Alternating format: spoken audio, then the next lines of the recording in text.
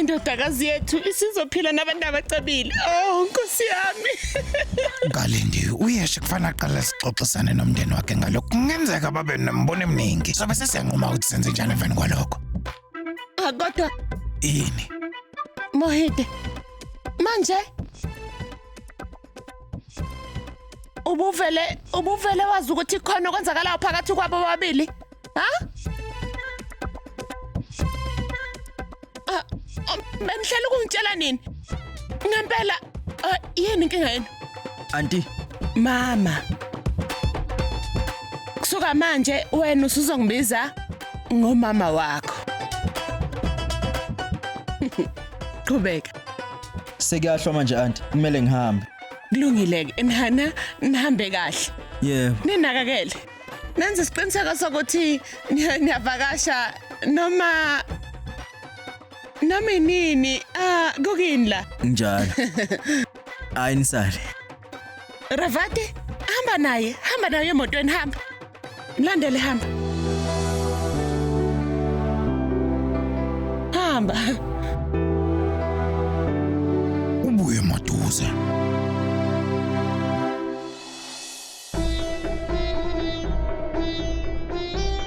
Lokho kumele ukuqonde kahle. Njengoba bakujahagida bakuthatha nje bakwenza into engcono kakhulu empilweni ngokushada. Usisi wakho naye ufanele into efanayo ukuthi ashade ebukhosini. Uma bajahagida benqaba benza izinto ngendlela yabo. Angeke ngivumelele. Noma ngabe kwenzakalani?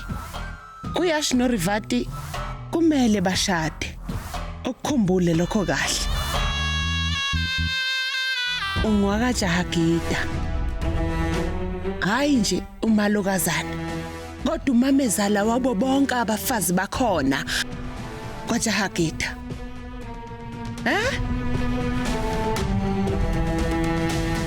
Akunjalo yini, Ngalindi umfakele ingcindezi ngokukhuluma lokho. Umshado kaRevati noYeshu uyinto enkulu okwazi ukumphoqelela ukuthi awenze kumele sibeseke. Ngiyakuzwa lokho kushoyo. Kodwa asikho isidingo sokuthi sikhulume nawe ngoba kusizi. Asikhulumeni iqiniso, amazwi ethu awasho lutho lapha kaJahagida. Uyazi ukuthi akaba namanzi abalekile. Awendodakazi yakho kuphela.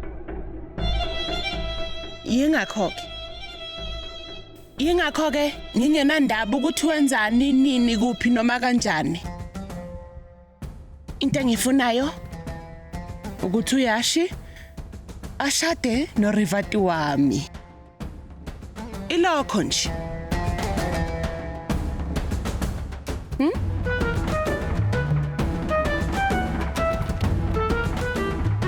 Kuzokwenzeka ngithi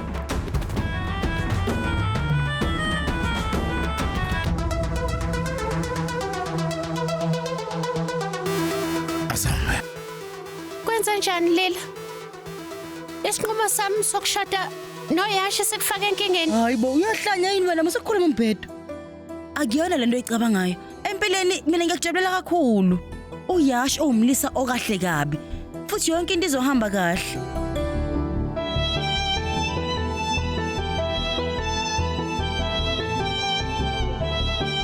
Lalela-ke, nayo into engizoyenza. Ngizokhuluma nawo wonke umuntu emndenini, ngawe noYashi mengifika nje ekhaya kusasa.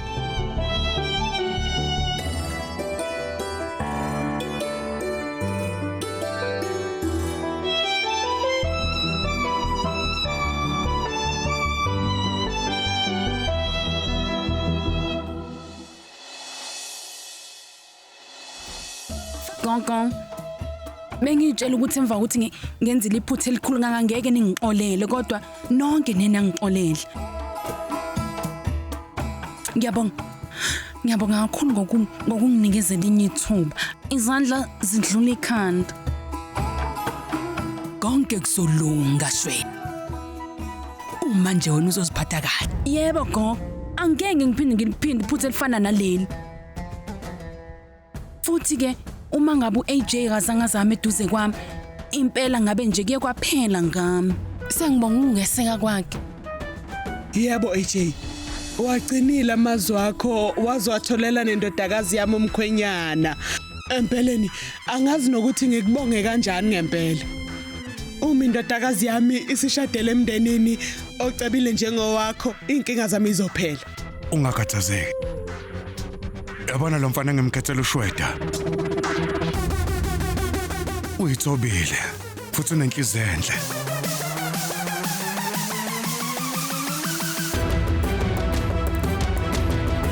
Senginqume ukuthi uShweta uzoshada noYeshe.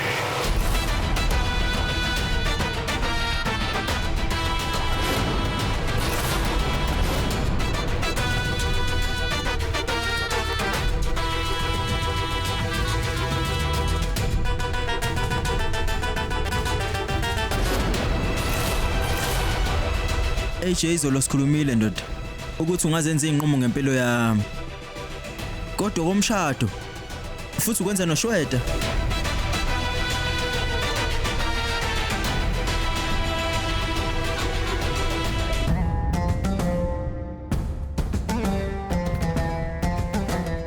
Ngiyamthanda uRivati yazi. Kodwa manje ngifuna nokumshada nje. Kodwa ngizobatshela kanjani nje abanye? Ngibatshela kanjani abanye ngingamtshelanga uRivati ngalento lena? Yes. AJ sengisho ngiyaxolisa. Kodwa mangicabangisisa izolo laShweta nje. Yes. Ukuthatha uShweta ngezinto azenza phambilini. Akubuke kukuhle kumina lokho. uShweta intombazane kahle. Nesiqiniseko sokuthi angabe umakoti olungile. Angithi Shweta. Yebo AJ. AJ uma ngabe ngempela awukwazi. Ngingamshada uYash.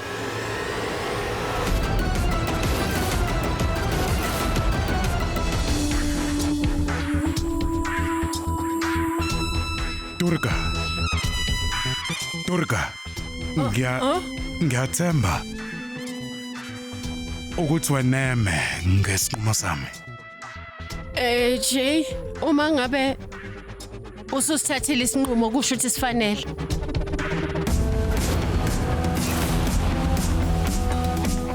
Ukhohlweke manje okwenzekile amaphutha kanye nokuzisola. Ungakhathazeki, ngizoba umakoti olungile ngiyathembisa.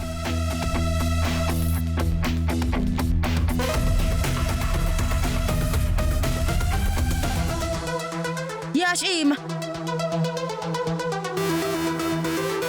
Utheni? uAJ uqeda kuhlela umshado wakho nomunye umuntu kodwa wena ushongo lutho nhlobo. Yash. Uyamthanda wena uRivati noma cha? Yash ngikhuluma nawe. Uyamthanda yini noma cha? Ngiyaxolisa Lila. Ikuthi mina ovalelekile la. Ngitshela uAJ ukuthi angenzele izinqumo ngekusasa lami yazi kodwa manje noma yena yenza kumele ngiyivumele nje. Yash. Hayibo usho ukuthini? Ayokuthi wena noRivati nihlukana unomphela. Hayi. Kodwa uDuka kodwa yini kodwa? Cabanga. Uyaqonda ukuthi konzakalani la? Lento phela ayikho ngawe nje kuphela. IngoRivati wami futhi nekusasa lakhe. Akazi ukuthi konzakalani lana. Wena vele wavuma ukushada noShweta zanguzumbuze nokumbuza uRivati qala. Yena uphupha ngokuphila impilo yakhe yonke nawe akazi konzakalani. Kodwa wena, uvela wavuma nje yonke into akade beyisho wangaphikisi. Lila lesi bengasona isinqumo esilula kimi ngempela. Yash ukuthi uzikhethele wena noma cha akusasho lutho lokho. Lalela. Lento izogcina ihambe ngendlela eyodwa. Uma qhubeka kanjena wena noRivati nizohlukana unomphela. Yash uyaqonda kodwa ukuthi ngithini kuwena ngempela? Lila ngiyakuzwisisa kodwa lesa kusona isinqumo engisivume ngenhliziyo emhlophe lesi. uRivati melimala nami ngizolimala kakhulu empeleni ngiyakutshela.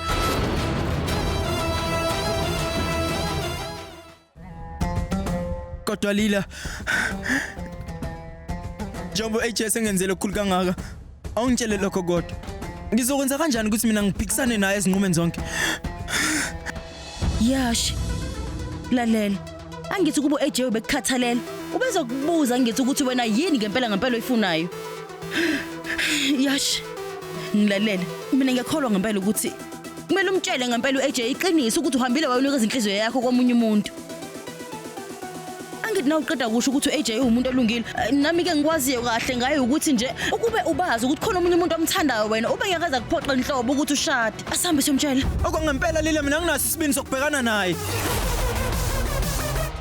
Angikwazi ukutshela AJ iqiniso ngiyaxolisa Lila, ngiyaxolisa. Angikwazi ukutshela AJ iqiniso ngiyaxolisa Lila, ngiyaxolisa. Kulungile. Akusho ukuthi ukuzibika kwakho kuRivati. Nokumthembisa umshado bekuwamanga wodwa nje. Hayi Lila lokho beku Pho yini ke, ha? Akhumbulini ukuthi nobabili nangithembisa ukuthi nizokwesekana nomphelo kwenzakaleni kuleso sithembise leso. Yash. Uma umthanda ngempela wena uRivati. Ngeke uzuthula ungabatsheli. Yash kanti yini inkinga yakho ngempela? Lo Yash engangimazi mina wayengalona nje igwala. Wayengayena umuntu ongadela ukujabula kwakhe ngenxa yabanye abantu. Wayengekaza yenze inhlobo leyo nto. Bengakulindele inhlobo kuwe lokho.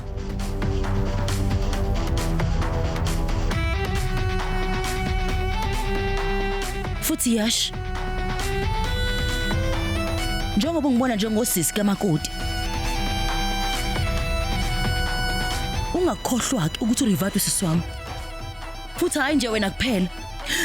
Akekho noyedwa engizomvumela amosha impilo yakhe. Uma kufika kulokho, ngeke ngize ngingabaza ukulwa nawo wonke umuntu ngisho AJ imbala ngalwa naye ngakwenza.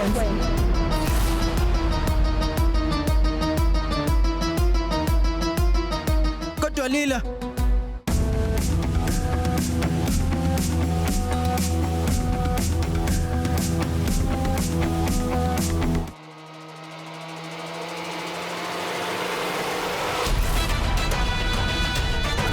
uRivati? Ungabe uYash uthanda uRivati? Ungaphuthelwa ukuzibophezela ngo7 ntambama njalo ngomsombuluko kuya kuLesihlanu on yours truly Zizonke Sisonke DStv channel 169.